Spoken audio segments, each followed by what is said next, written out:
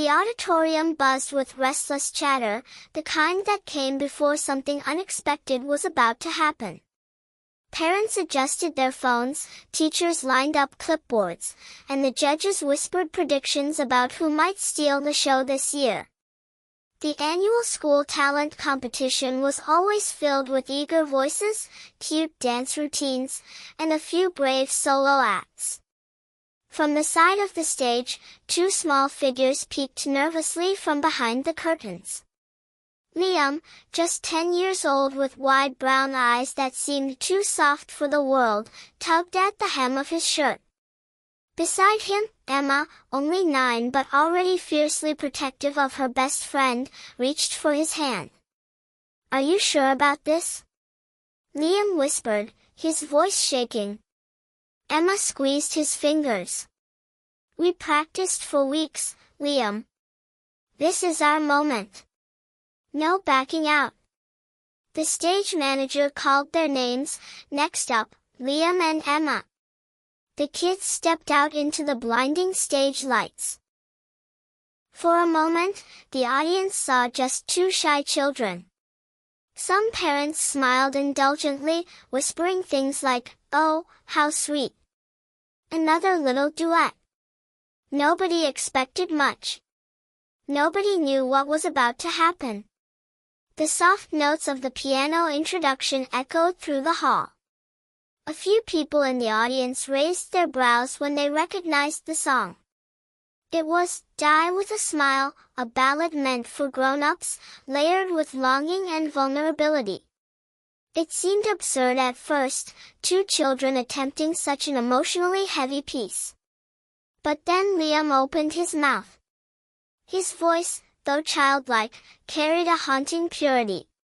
Each word trembled with sincerity, every note balancing on the edge of fragility and strength. His small chest rose and fell with the weight of the lyrics, and the audience went suddenly quiet. Emma followed, her tone brighter, like sunlight breaking through clouds. She didn't just sing, she felt. Her eyes never left Liam's, as if they were tethered to the same invisible emotion.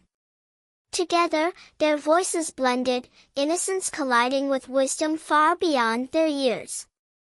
The audience exchanged stunned looks. The contrast of two children singing about holding on to love until the very end didn't feel silly anymore. It felt powerful. It felt real.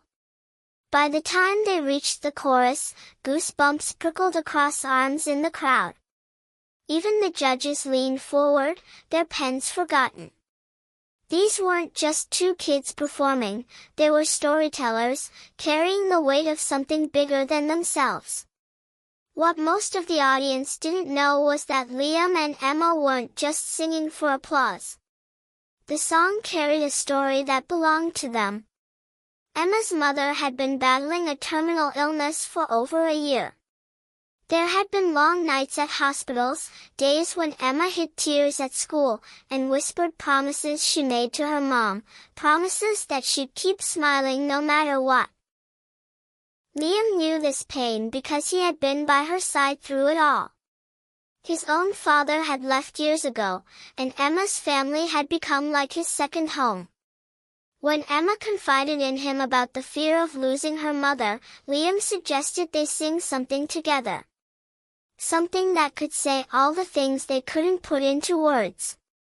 And so, "Die with a Smile" became their anthem. Not about romance, but about love in its purest form, the kind a child has for a parent, the kind two friends share when they're holding each other up in hard times. On stage, that truth bled into every note. Emma's voice cracked slightly on a lyric, but instead of faltering, Liam leaned in, softening his own volume so she could steady herself. The audience saw it, the invisible net of friendship catching her, keeping her safe. It was raw. It was unpolished. And it was unforgettable. When the final note hung in the air, the theater froze. No one clapped. No one cheered.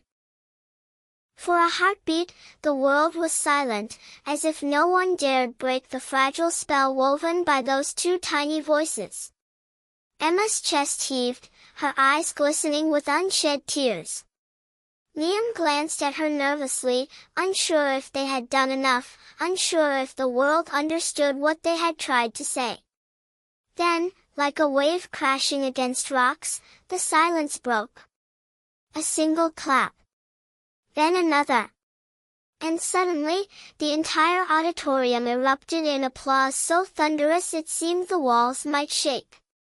Parents leapt to their feet, judges wiped at their eyes, and the stage lights reflected off dozens of tear-streaked faces in the crowd. Emma's mother, frail but present in the front row, covered her mouth with trembling hands. Tears streamed down her face, but she was smiling, smiling wider than she had in months. The judges didn't just give them a standing ovation, they stepped forward, visibly moved.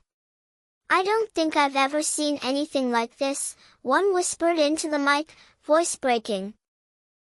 This wasn't just a performance. This was life. Emma squeezed Liam's hand tighter. He squeezed back. They didn't need trophies, or scores, or fancy words. In that moment, the applause was enough. The competition ended, but the memory of that performance lived on. Clips of Liam and Emma singing spread online within hours. Millions watched, millions cried.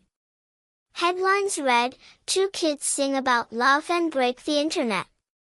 But for Liam and Emma, the real victory was smaller and deeper. Emma's mother would pass away just months later, but not before telling her daughter, "Every time I close my eyes, I hear you and Liam singing. That song is my forever gift." At the funeral, Liam stood beside Emma, holding her hand just like he did on stage. And though their voices didn't sing that day, the memory of "Die with a Smile" hung in the air like a shield, a reminder that love doesn't end, it just changes shape. Years later, when people asked Emma about that night, she would always say the same thing. "We weren't singing about dying. We were singing about living, with love, with friendship, with courage. We were just two kids, but for one night, we carried the weight of the world, and it changed us forever." And somewhere in that auditorium, long after the applause had faded, the echo of their voices still lingered, two children reminding everyone that love, in any form, is worth singing for.